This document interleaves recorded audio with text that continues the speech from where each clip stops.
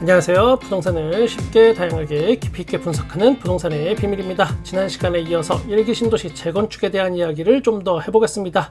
지난 대통령 선거 때일 겁니다. 그때 1기 신도시에 대한 이야기가 막 뜨겁게 세상을 달궜습니다. 그때만 하더라도 당장 선거가 끝나기만 하면 1기 신도시 분당이나 일산, 평촌 같은데 아파트 다 때려 부시고 바로 아파트 짓는다고 생각하는 사람들이 많았습니다. 물론 부동산이나 건설 쪽을 아주 코딱지만큼만 알아도 그럴 수 없다는 걸 너무 잘 알지만 또 대부분의 보통 사람들은 그걸 믿었고 제대로 알기가 쉽지 않은 것도 사실입니다. 그때가 2022년 초였고 지금은 그로부터 2년이 지난 순간입니다. 1기 신도시 선도지구를 선정하는 게 2024년 11월 달이죠. 대충 따져봐도 이야기 나오고 2년 6개월 만에 선도지구를 선정하는 겁니다. 그리고 국토부 계획을 발표한 것들을 들여다보면 2027년에 착공하고 2030년에 입주하는 거 요거를 목표로 한다고 합니다. 자, 여기서 첫 번째 포인트 바로 목표입니다.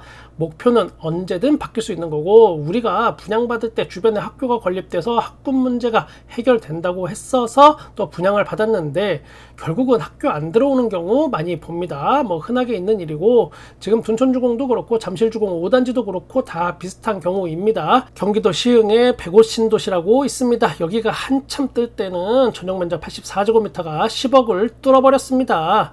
그런데 지금은 하락폭이 40% 이상이다 라고 보는 게 정설입니다. 최고가 대비해서 반토막 난 것도 있고 그럽니다. 시흥 105 신도시 여기가 10억을 뚫고 집값이 폭등했을 때 여러가지 이유가 있지만 서울대학교 시흥 캠퍼스 조성이 또 한몫을 했었습니다. 그리고 또 서울대병원 분원 건립을 2027년 개원을 목표로 추진 중이었습니다. 여기 나오죠, 목표. 그런데 이게 105 서울대병원에 건설사들 입찰이 한 군데도 없고 기타 등등 우여곡절이 있다 보니까 2027년 개원 목표는 사실상 물 건너갔다라고 봐야겠습니다. 제가 이렇게 구구절절하게 이야기한 이유는 바로 이 목표라는 거, 또 예정이라는 거, 이것이 또 반드시 지켜지진 않는다라는 걸 이야기하려고 하는 겁니다. 내가 완벽하게 준비를 했어도 그걸 목표로 한 대로 되지 않는 게 또 부동산이기도 합니다.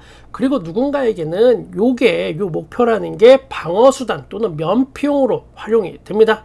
아니 내가 그거 목표라고 했잖아. 목표 내가 언제 그렇게 꼭 된다고 보장이라고 했니? 목표를 가지고 열심히 했는데 그게 안 됐어. 그때 어쩌라고? 어쩌라고? 자, 두 번째 포인트, 2027년 착공을 한다고 했는데 2027년은 대한민국에 아주 큰 변화가 있을 수도 있는 해입니다. 바로 대통령 선거가 있습니다. 이렇게만 본다면 1기 신도시 전체의 과정 중에 아주 앞단의 부분만 현재 대통령과 정부 부처 담당자 강요들이 관여해서 일을 하게 되는 거고 그 다음부터는 또 다른 대통령과 정부 부처가 이어나갈 일들입니다. 쉽게 생각하면 이래요. 지금 3기 신도시 개발이 사실상 올스탑 됐습니다. 지난 대통령과 정부 부처 담당자들이 속도감 있게 추진했었는데 사전청약 물량이 그때는 계속 쏟아지던 때입니다. 그때는 또 사람들이 사전청약을 심지어 골라서 했습니다. 좋은 곳이 여러 군데 많이 나오다 보니까 요번에 마음에 안 들면 내가 기다렸다가 다음 회차에 사전청약을 준비해야지 이렇게 할 정도였습니다.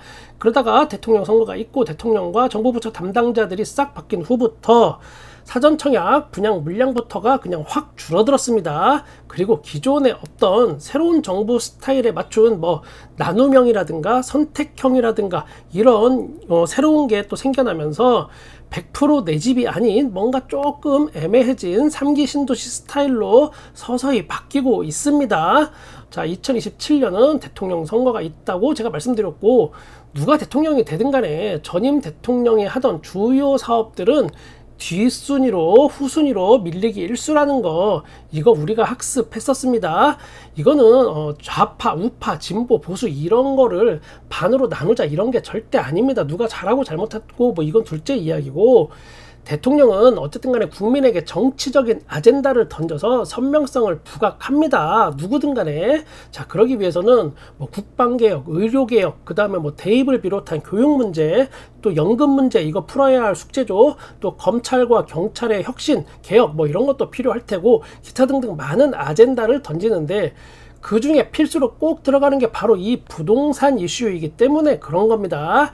여러분이 딱 보실 때 대충 이 중에 뭘 건드리는 게 가장 쉬울까요? 기존의 기득권층으로부터 반발이 없이 가장 쉽게 자신의 선명성을 내세울 수 있는 거, 그게 바로 부동산 정책입니다. 심지어 민심의 변화에 가장 또 효과적인 것도 부동산 정책입니다. 그렇기 때문에 누구든 새로운 대통령이 되면 자신만의 부동산 정책을 띄울 수밖에 없습니다. 그러기 위해서는 또 기존 정부에서 하던 거 살짝 숨이 죽겠죠. 1기 신도시의 앞날도 3기 신도시의 앞날과 비슷해지는 어떤 경우의 수가 발생할 수 있다라는 이야기를 드리는 겁니다. 정치 이야기는 제가 극도로 피하는데 어쩔 수 없이 한 말씀 드린 겁니다. 그러면 큰 그림에서 1기 신도시 재건축을 우리가 이렇게 봤다면 이제는 좀 더 세부적으로 들어가 봐야겠습니다.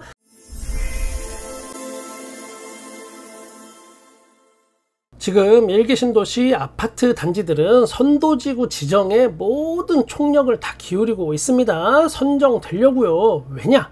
이번에 밀리면 끝장이다 라고 생각을 하고, 저도 개인적으로 그래도 선도지구 맨 첫 번째 여기까지는 어떻게든 혜택이 있을 수 있다라고 생각하는 편입니다. 물론 이번 선도지구에서 안 되면 내년에 또 하고, 그리고 또 거기서 안 되면 그 다음에 또 하고, 이렇게 순차적으로 개발하는 겁니다. 로드맵이 나왔어요.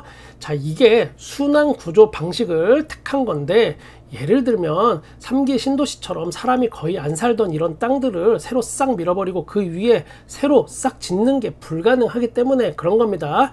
가장 큰 이유는 바로 이주 대책이겠죠. 이미 많이 살고 있어요, 인구가 여기. 그 많은 사람들이 한꺼번에 다 집을 비워버리면 당장 어디 가서 살 곳이 없어지니까 전세가가 막 오르겠죠. 그리고 부동산 시장이 이제 패닉에 빠집니다.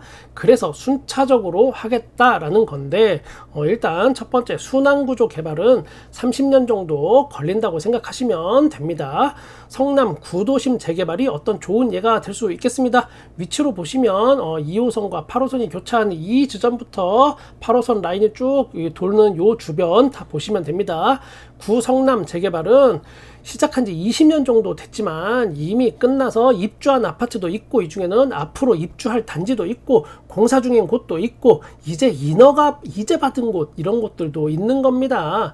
물론 여기는 재개발이고 기반시설이 상대적으로 더 잘 되어 있고 재건축인 분당하고는 분명히 또 다르긴 합니다. 그 점을 감안하더라도 순환 방식으로 진행할 때 상당히 오래 걸린다라는 걸 우리가 예상해 볼 수 있습니다. 자, 순환 방식을 추진한다고 해도 이주 대책은 아주 난감한 상황입니다. 이번 선도지구 물량을 보면 대략 분당이 8,000가구, 일산이 6,000가구, 평촌 4,000가구, 삼본 4,000가구, 중동 4,000가구가 예상이 되고, 지자체 물량, 재량에 따라서 물량이 더 늘어날 수도 있습니다. 26,000가구 이상의 물량이 대체 어디로 이사를 가야 할까요? 이것을 또 정부에서 지원을 해준다? 그것 또한 형평성에 문제가 꽤 많습니다. 자, 그럼 실질적인 걸 생각해 본다면 3기 신도시의 물량을 많이 공급하고 동시에 준공을 빨리 또 여기에 맞춰서 1기 신도시 사람들의 임시 거주지를 지원해 주는 방법이 있기는 한데, 이것 또한 너무너무 1기 신도시 사람들한테만 특권을 주는 것이라 요거 쉽지는 않겠습니다. 이거를 만약에 하게 된다면 3기 신도시에 분양받으려고 대기하는 그런 사람들의 무주택자의 물량을 뺏어서 1기 신도시 사람들한테 주는 꼴이 돼버리는 겁니다. 자, 무주택자의 꿈을 산산히 깨부셔서 그걸 상대적으로 더 부자인 사람들, 집 있는 사람들, 분당에 집 있는 사람들한테 준다? 이거는 난리 날 일입니다. 제가 지금 이렇게 입에 거품 물고 이야기하는 거 다 이유가 있겠죠. 아무튼 이거 안 됩니다. 다시 한번 강조할게요. 무주택자의 꿈을 깨서 분당 사는 부자들한테 주는 거 이거 절대 안 됩니다. 이거 하면 나 진짜로 이른 시위 하러 갈 겁니다. 자, 그리고 재건축 재개발 해보신 분들 아시겠지만 본인이 살던 동네를 멀리 벗어나지 않는 경우가 또 많이 있습니다. 결국은 이주 대책 이거 어떤 결과가 나오든 문제가 심각할 수 있다는 게 바로 포인트입니다. 일반적인 재건축 사업 진행 단계를 보면서 좀 더 우리가 이제 디테일하게 파고 들어가 볼까요?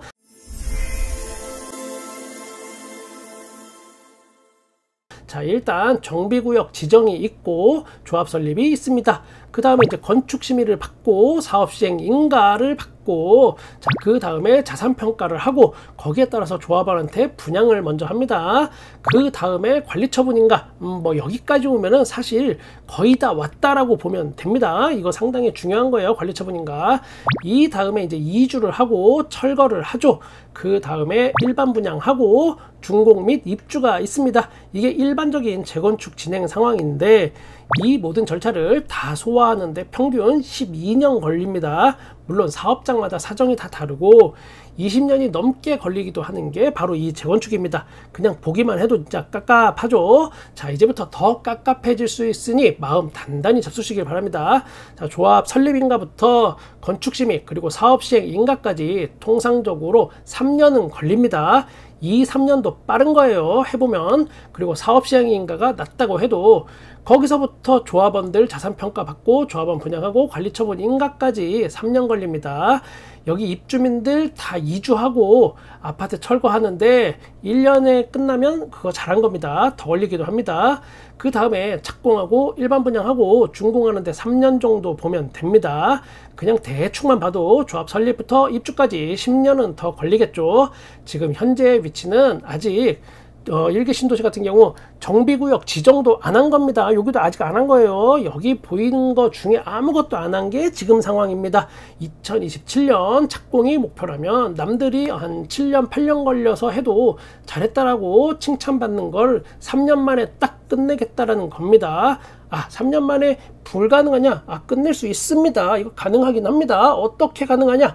다른 거 다 무시하고 요것만을 위해서 온 국가가 노력하고 다른 국민들이 분당, 일산, 평촌 분들을 위해서 다 양보하고 희생하고, 아, 그래주면 이거 가능할 수도 있긴 합니다. 야, 푸비, 얄미운 놈. 그 분당 사람들 위해서 뭐 온 국민이 다 희생할 수도 있는 거지. 그게 뭐 그렇게 큰 대수라고 그러냐, 어? 뭐 그건 그렇다 치고, 예, 그럴 수 있어요. 예, 아무튼 그러면 이제부터 이제 좀 더 현실적인 이야기 해 보겠습니다.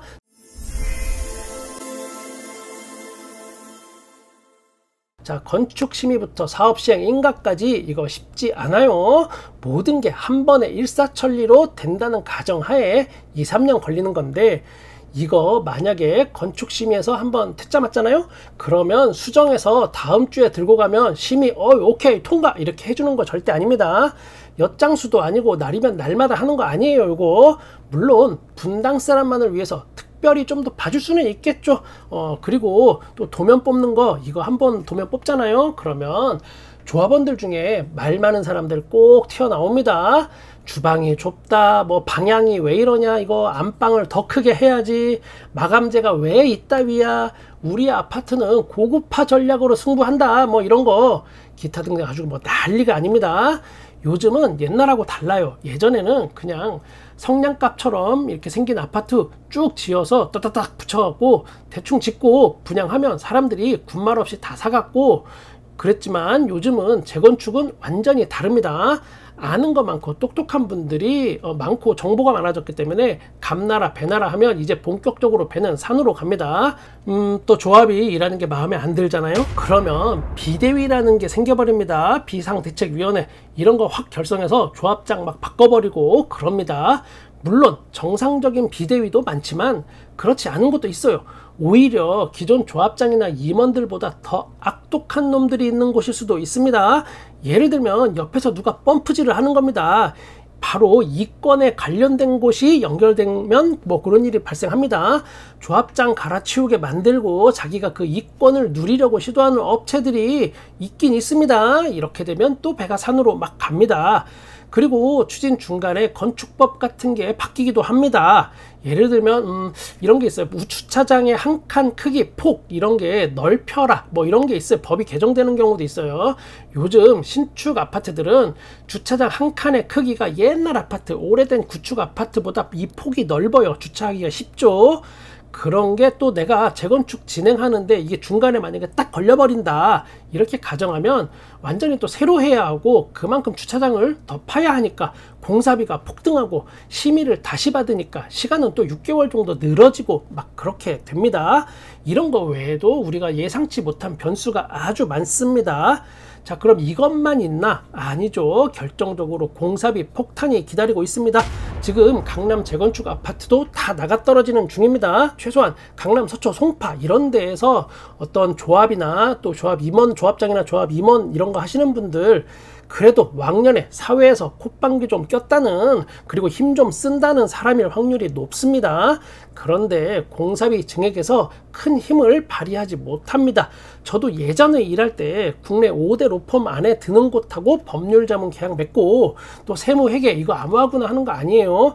요런 것만 전문적으로 하는 회사가 따로 있어요. 그 회사들하고 다 계약을 하는 겁니다.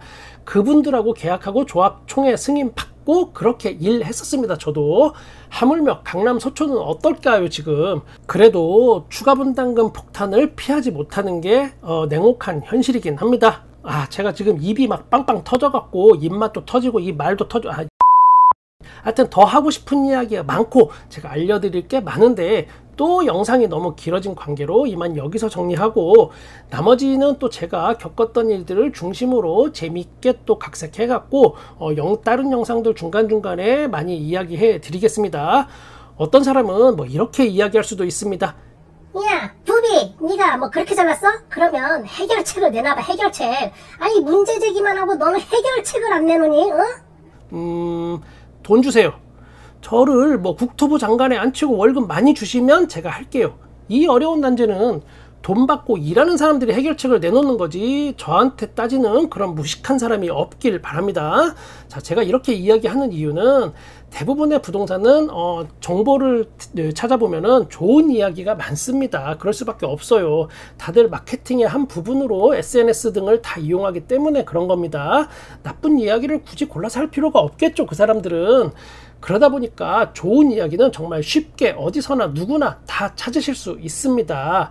이런 것도 있구나 라고 한 번쯤 들어두시면 좀 더 균형 잡힌 내전 마련의 어떤 기회가 있지 않을까 해서 제가 잔소리 비슷하게 해봤습니다. 문제점도 알아두면 언젠가는 정말 여러분께 중요한 역할을 할 때가 있을 수도 있다, 뭐 이 이야기를 하면서 저는 여러분의 부동산에 끝까지 함께 하겠습니다.